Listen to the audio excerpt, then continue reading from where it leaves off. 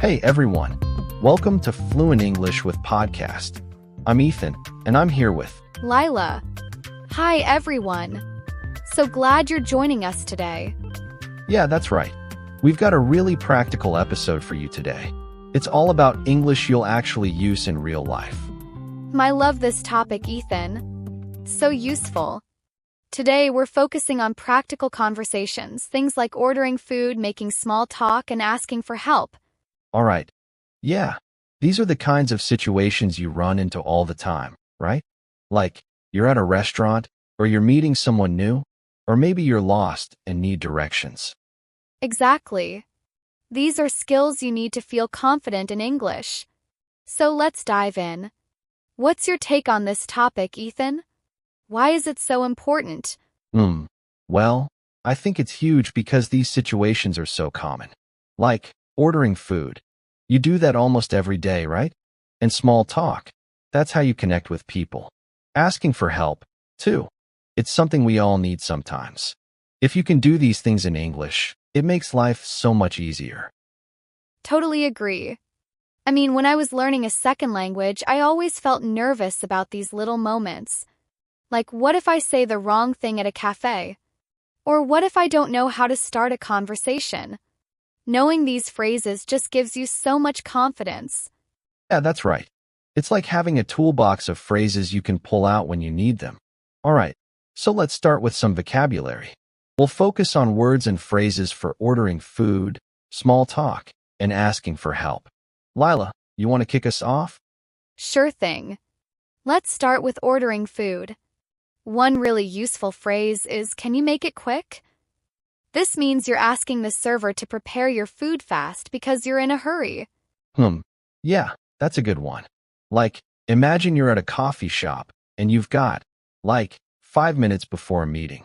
You might say, "Can you make it quick, please?" It's polite but clear. Exactly. Another example could be at a fast food place. You might say, "Hi, I'd like a burger and fries. Can you make it quick?" Simple, and people will understand you're in a rush. All right, let's give another one. How about, can you recommend something? This is great when you're looking at a menu and you're not sure what to order. Oh, I use that one all the time. Like, if you're at a new restaurant and the menu has a million things, you can say, "Can you recommend something?" Or maybe, "What's popular here?" It's a nice way to get suggestions. And it's super polite. You could also say, "What do you recommend for dessert?" Or something like that. It shows you're interested in their opinion. Good point. Okay, let's move to small talk. A really common phrase is, "How's it going?" It's a casual way to ask someone how they're doing. That's right.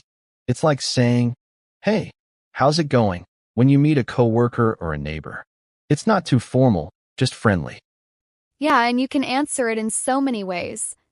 Like, "It's going great, thanks," or, "Oh, same old, same old." It's a great way to start a conversation. Another small talk phrase is, "Nice weather, isn't it?" Oh, classic. That's like the ultimate small talk line. You're standing in line somewhere, and you just say, "Nice weather, isn't it?" It's so easy, and it works almost anywhere. Totally. Even if the weather's terrible, you can say, "Wow, crazy weather, right?" And it still starts a conversation. All right, let's do one for asking for help. A good one is, "Could you help me with this?" Yeah, that's super versatile. Like, if you're at a store and can't find something, you can say, "Could you help me with this? I'm looking for the cereal aisle." It's polite and clear. Or like, if you're lost, you could say, "Could you help me with this? I'm trying to find the train station." It's simple, and people are usually happy to help. All right, let's give a few more examples for each. For ordering food, you could say, "Can you make it to go?" That means you want your food packed to take away. Good one. Like at a cafe, you might say, "Can I have a latte to go?" It's really common. Another one is, "Can you make it quick and to go?" Combines both ideas. Yeah, that's efficient. For small talk, another phrase is, "What do you do?" It's a great way to learn about someone's job or interests. Yes, but you have to be careful with that one. Super common, but some people might not want to talk about work. You could also say, what do you do for fun to keep it light? That's a good tip. Okay, for asking for help. How about do you know where this is? Like, if you're holding a map or an address, you can say, do you know where this street is? Perfect. Or you could say, do you know where the nearest bus stop is?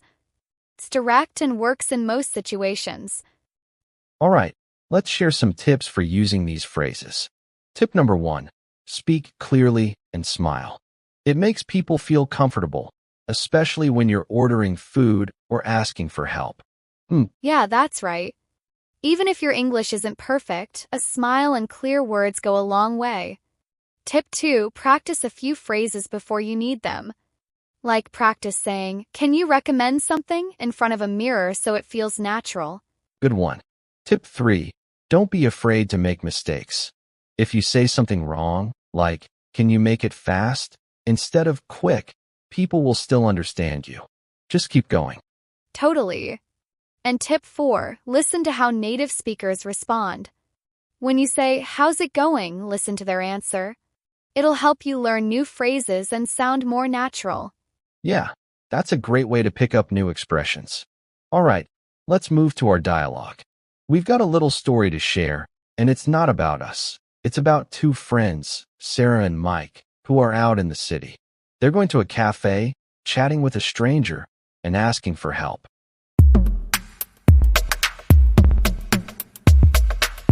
Hey Mike, I'm starving.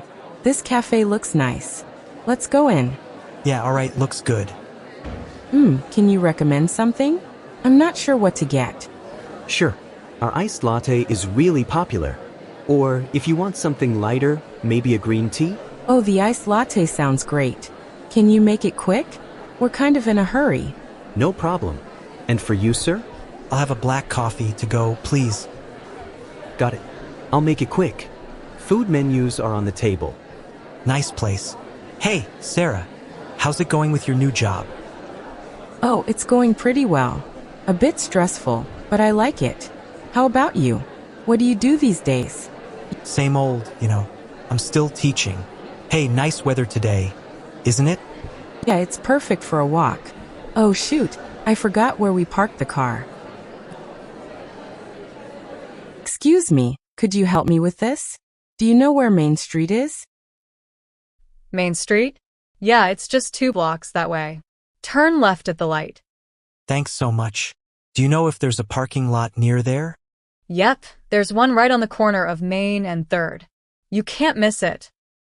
Thank you. All right, that was fun. What did you think of the dialogue, Lilah?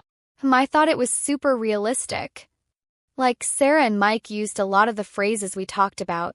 Can you recommend something? Can you make it quick? How's it going? Felt like a real day out.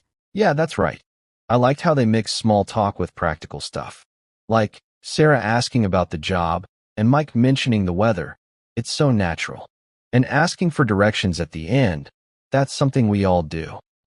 Totally. I also liked how polite they were when asking for help. Saying excuse me and thank you makes a big difference. It shows respect and people are more likely to help you. Good point. I think the server part was great too. The server was friendly, and Sarah and Mike were clear about what they wanted.